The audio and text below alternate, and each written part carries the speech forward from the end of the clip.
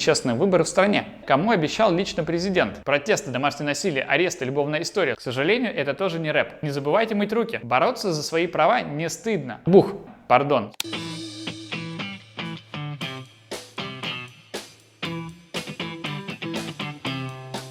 Привет! Я Павел Андреев, и вы смотрите первый юбилейный выпуск ТОП-7. Наша команда сделала уже 5 выпусков, но что говорит статистика? Оказывается, половина зрителей ТОП-7 все еще не подписаны на канал. Друзья, самое время подписаться. Главный вопрос прошедшей недели. Кто станет королем Севера? Нет, это не продолжение сериала «Игра престолов». Это новость о том, что 13 мая на антикризисном совещании в Нарьян-Маре временные губернаторы Нао и Архангельской области подписали меморандум о намерении объединить два северных региона.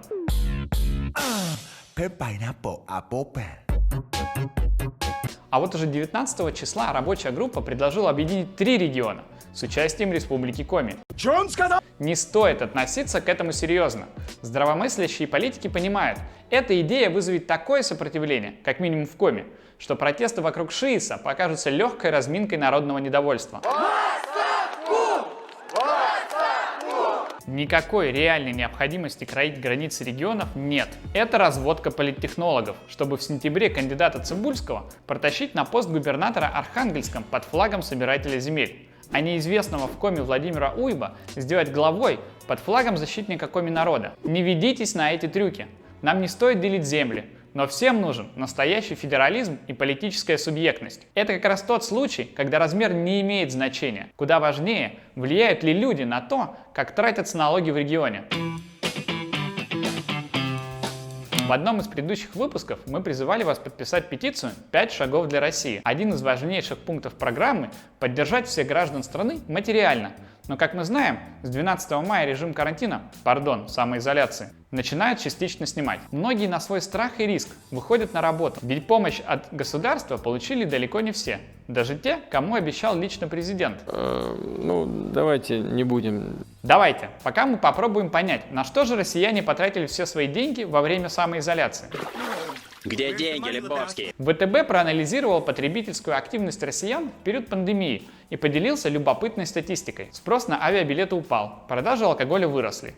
Тут все понятно. А вот информация о том, что во время карантина, самоизоляции, вырос онлайн-спрос на одежду и обувь, уже любопытнее. Жаль, нет данных, какую именно одежду покупает. Летнюю или стратегически запасается на осень. Кстати, заказать такую футболку, как у меня, тоже можно онлайн. Вот адрес. А что, кроме алкоголя и продуктов, купили за последние 2 месяца вы?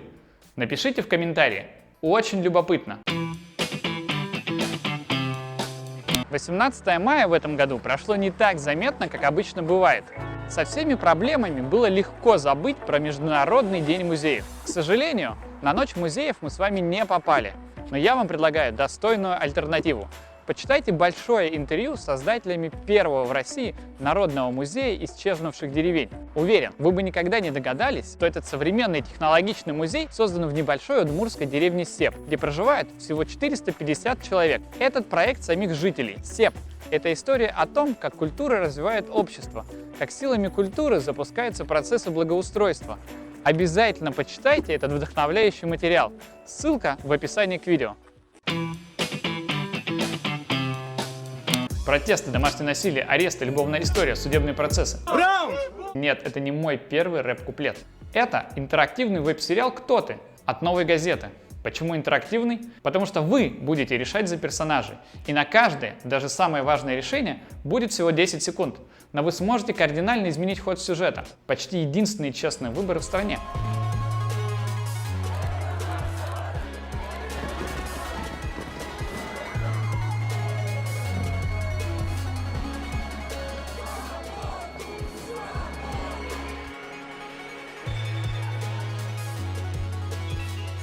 Всего в проекте 6 серий, так что для полного погружения советуем выделить целый вечер. А прямо сейчас вы можете повлиять на судьбу этого самого видео. Лайк или дизлайк решать только вам. По площади, по кладбищу, по маленькому бизнесу, в ямку бух. Не толпитесь больше 2. К сожалению, это тоже не рэп, а первая полоса газеты. Блогером этой недели заслуженно становится Евгений Зиновьев, феноменальный главный редактор Ревдинского рабочего, о котором писали «Медуза» и Евроньюз. Давайте вместе насладимся первыми полосами уже знаменитой газеты. Но мы-то уже давно следим за талантом Евгения, ведь у него есть свой блог на 7 на 7. И это еще один повод почаще заходить на наш сайт. Почитайте, например, воспоминания про славную пионерию, детские драки, буллинг, пропаганда. Вы знаете, где искать ссылку. Помните, пару минут назад я сказал, ведь помощь от государства получили далеко не все. Даже те, кому обещал лично президент. Давайте восстановим хронологию событий. 5 марта в России зафиксировали первый случай коронавируса. 25 марта Владимир Путин выступил с первым обращением, которое стало точкой отсчета режима самоизоляции.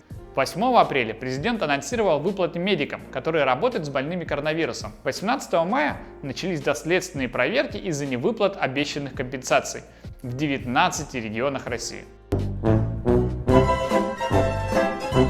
Что делать?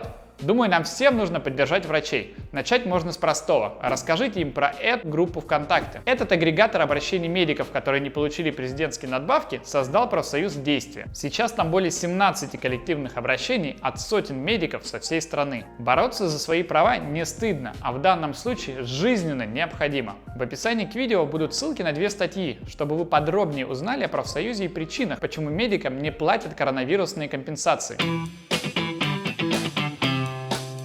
Если вы живете в Сыктывкаре, то, возможно, вы уже видели этот ролик.